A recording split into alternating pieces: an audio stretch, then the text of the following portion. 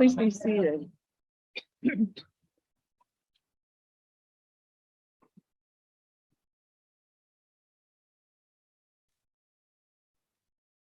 Pursue righteousness, godliness, faith, love, endurance, gentleness. We all have many voices speaking to us, voices from others, and sometimes a voice inside our head. I wonder, is there a voice that speaks to us in our heart?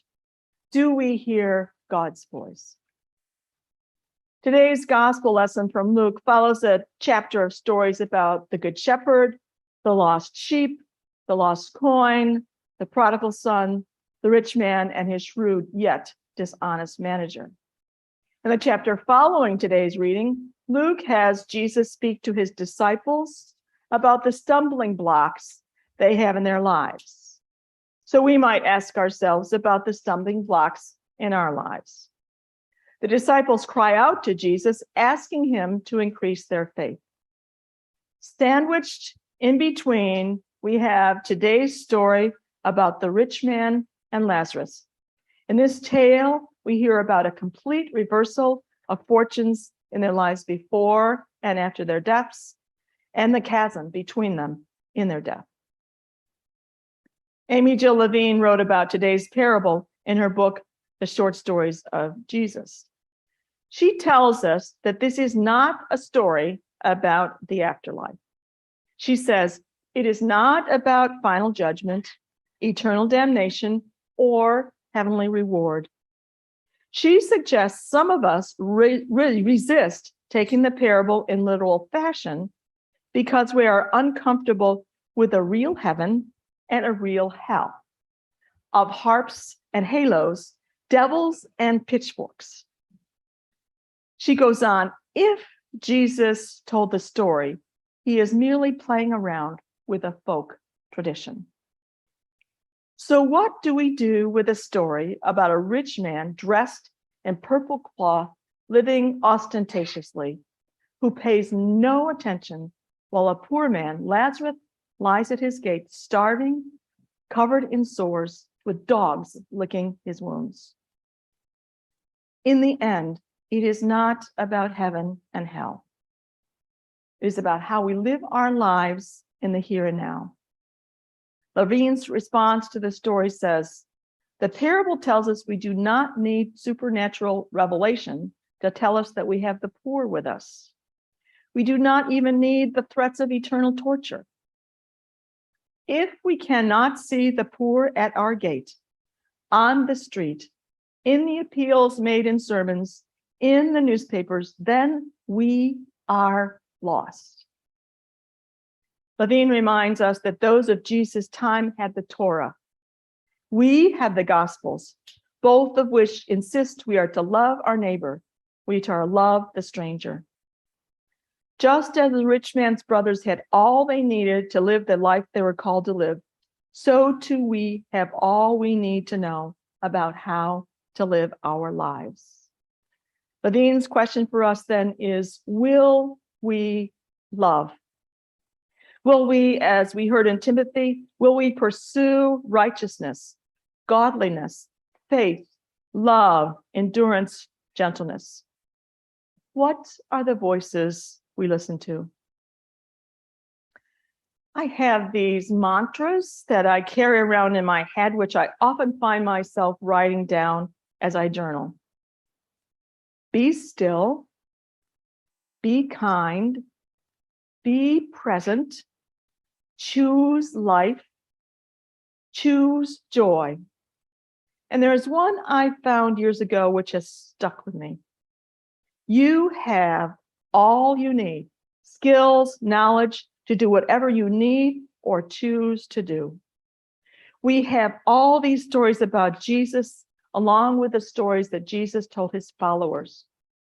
Many of them are simply seemingly easy ones, and then there are those which make us scratch our heads or want to tear our hair out as we think about them. At times, I suspect we say to ourselves, this is too harsh, this is too hard, or we may ask ourselves, what can Jesus possibly mean? When I stop to think about it, it is not about figuring out the story perfectly. It is about starting with scripture, pondering, wondering, and wrestling with it. For me, it is all about the process. God invites us to be in the process, to be present to what is happening in us and around us. It is about trying to find our way while living through that wrestling. Jacob found out that God was there in the struggle, in the wrestle. We may find ourselves marked as Jacob was in our struggle. We might find ourselves renamed in some way as we discover what the next thing is that we are called to do. As priests, each of us know from the beginning of our ministry that when we are called to a ministry within a community, there will be a time when we will be saying goodbye and leaving to move on to whatever it is that God calls us to, knowing as we leave that we are always marked by our time within each community. The hope is that when we leave, we will leave enriched by the experience, enriched by the lives we have touched. And about those we leave behind, that they will too be enriched as well. Jesus spent time with his disciples, giving them all they would need to live out the ministries they would be called to. He lived with them. He loved them. He taught them, healed them, knowing in the end he would have to leave them and giving them in the process all that they would need.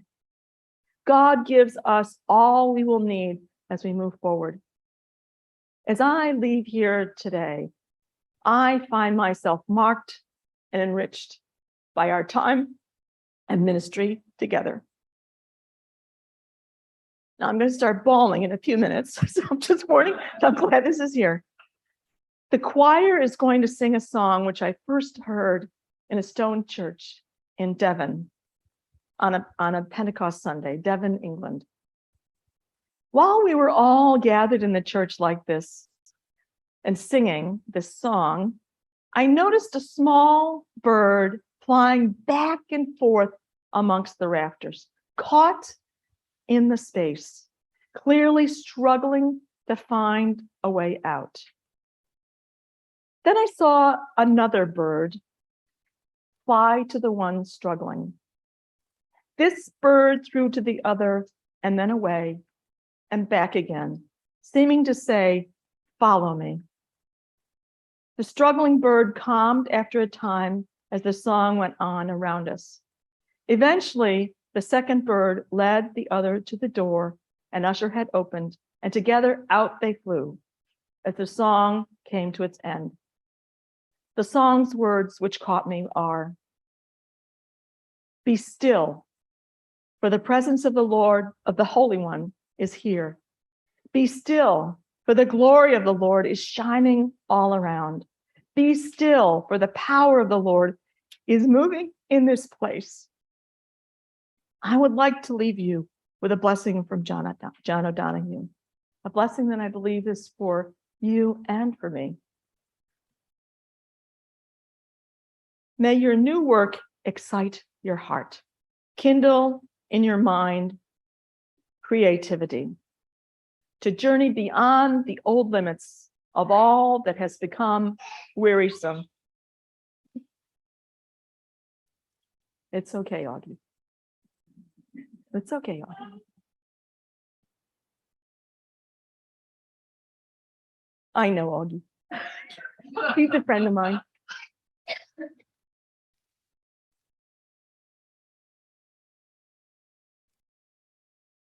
Okay. May this work challenge you toward new frontiers that will emerge as you begin to approach them, calling forth from you the full force and depth of your undiscovered gifts. May the work fit the rhythms of your soul, enable you to draw from the invisible new ideas and a vision that will inspire. Remember to be kind to those who work with you. Endeavor to remain aware of the quiet world that lives behind each face. Be fair in your expectations, compassionate in your criticism. May you have the grace of encouragement to awaken the gift in the other's heart, building in them the confidence to follow the call of the gift. May you come to know that work which emerges from the mind of love will have beauty and form. May this new work be worthy of the energy of your heart and the light of your thought. May your work assume a proper place in your life instead of owning or using you. May it challenge and refine you, bringing you every day further into the wonderment of your heart.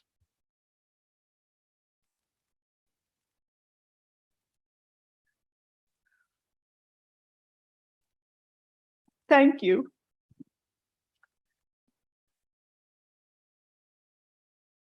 for sharing this journey together. God's Spirit is truly present in this place, and we have walked on holy ground together.